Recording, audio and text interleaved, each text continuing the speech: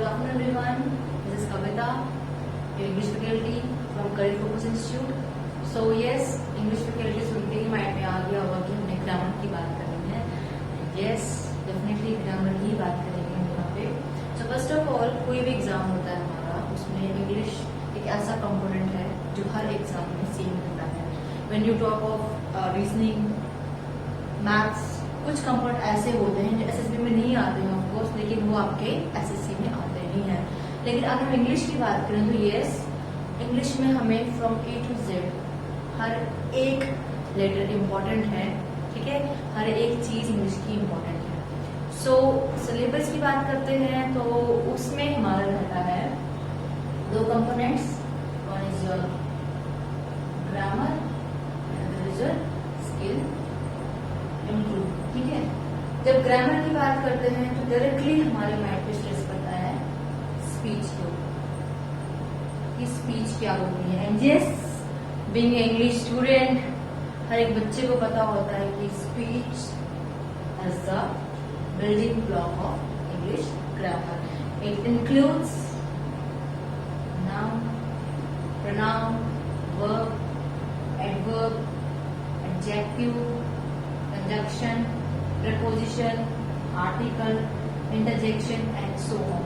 ये सभी इस स्पीचेस के पार्ट्स हैं जिनको हमें वन बाय वन पढ़ना है, समझना है, उन पे एरर्स करने हैं, तभी जाके हमारे एग्जाम में क्वेश्चन बनता है आपका रिलेटेड टू एरर.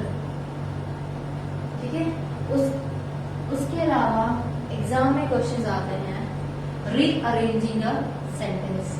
सेंटेंस को रीअरेंज करो, rearrange the sentence. Then para jumbling,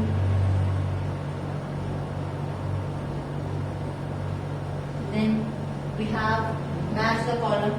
in bank exams match the column. आपको दो कॉलम दिए जाते हैं A and B with three parts and आपको उनको आपस में मैच, करेक्ट वन को मैच करना होता है, वो भी इसी के अंदर आता है. ये सभी के सब पार्ट्स आपके इम्प्रूव होते हैं डायरेक्टली बाय स्पीच पे स्ट्रेस देके. ठीक है, next is your sentence improvement. जब सेंटेंस इम्प्रूवमेंट की बात करती हूँ मैं, तो डायरेक्टली मेरे माइंड में आता है कि कैसे सेंटेंस को इम्प्रूव किया जाएगा. First thing by reading. Reading is the foremost task of a student at home. हमें घर बैठ के न्यूज़पेपर, कोई मैगजीन, आर्टिकल, कुछ ना कुछ पढ़ना है इस चीज को इम्प्रूव करने के लिए. और दिन में सिर्फ 40 मिनट्स इनफ रहते हैं बीइंग इंग्लिश स्टूडेंट कि आप कोई पोर्शन अगर करना है in case if you want to improve actually your skills. अब इसमें आपका आता है RC, that is reading comprehension. एक पैराग्राफ दिया होता है आपको, उसके ऊपर 5 क्वेश्चंस होते हैं आपको, और आपको उनको सॉल्व करना होता है एज पर द पैराग्राफ. लेकिन ये इम्प्रूव तभी होगा जब आपकी रीडिंग अच्छी होगी. और वो कैसे अच्छी होगी? By making a task daily at home. इसके अलावा यहाँ पे आपकी क्लोज टेस्ट आप रख सकते हो. देन क्लोज टेस्ट हो गए, antonym, synonyms,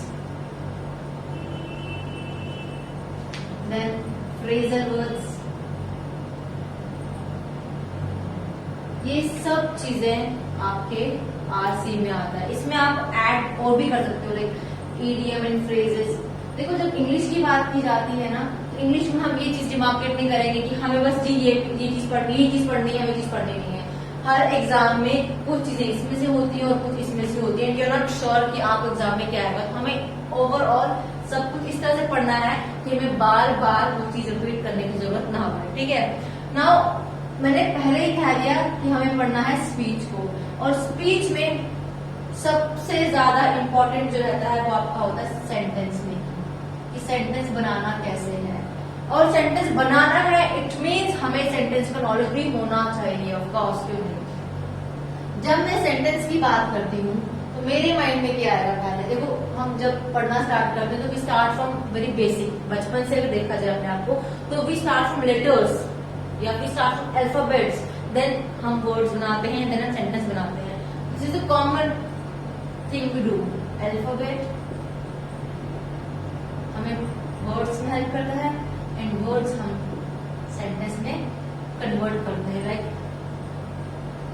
Rahul is a good boy.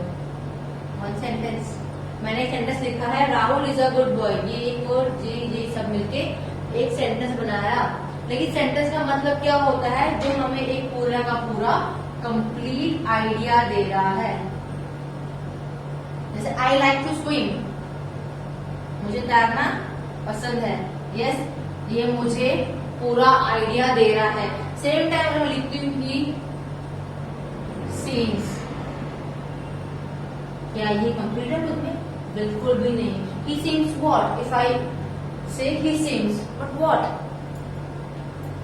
अगर मैं इसके साथ आगे ही सीम्स टायर्ड, ही सीम्स सैड, हैप्पी, ऐसे में कुछ भी अगर लगा देती हूँ साथ में, इट मीन्स मुझे सेंटेंस से कंप्लीट आइडिया मिल रहा है। ही सीम्स टायर्ड, वो थका हुआ लग रहा है। ही सीम्स सैड, वो दुखी लग रहा है। ही सीम्स हैप्पी, वो हैप्पी लग रहा है। तो मुझे सेंटेंस से कंप्लीट आइडिया मिलता है। इट मीन्स सेंटेंस हमें सिर्फ ये बताने में हेल्प करता है कि वर्ड्स जुड़ते तो हैं, लेकिन विद अ कंप्लीट सेंस हमें उससे पूरी की पूरी सेंस मिलती है। अब सेंटेंस कमांड हो सकता है, सेंटेंस विश हो सकती है, सेंटेंस डिमांड हो सकती है, सेंटेंस कुछ भी हो सकता है। ठीक है, अब इस सेंटेंस के भी खुद में दो पार्ट्स होते हैं। एक को हम बोलते हैं सब्जेक्ट, एक को बोलते हैं प्रेडिकेट। आप लोग को पता भी होगा, हम बचपन से चीजें पढ़ते आ रहे हैं, इसमें कुछ न्यू नहीं है इतना, because this is my first lecture, first class, and I actually want to start my first class with basics, because basics के बाद ही हम मीडियम में पहुंचेंगे and then we start with advance classes. Okay, now sentence में हमारा आता है एक सब्जेक्ट और एक आता है हमारा प्रेडिकेट, जिसको हम कभी कभार ऑब्जेक्ट भी बोलते हैं ऑलमोस्ट। अब अगर मैं वही सेंटेंस लेके चलूं, Rahul is a good boy, तो Rahul is a good boy, जिसकी बात हो रही हो सेंटेंस में, उसको हम बोलते हैं उसका सब्जेक्ट। जैसे कि इस सेंटेंस में क्या है, किसकी बात हो रही है? राहुल की बात हो रही है। Of course Rahul is our subject. क्या बात हो रही है? कि वो एक अच्छा लड़का है, is a good boy.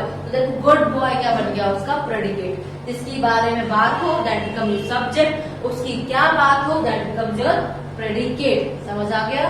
I hope ये सबको समझ आ गया होगा कि सेंटेंस हमें एक कंप्लीट आइडिया देता है, और सेंटेंस के दो पार्ट होते हैं, एक होता है सब्जेक्ट, एक होता है प्रेडिकेट। सब्जेक्ट हमें क्या बताता है? किसकी बात हो रही हो, और प्रेडिकेट हमें हेल्प करता है कि क्या बात हो रही हो। ठीक है, ये हमें यहाँ से क्लियर हो गया होगा।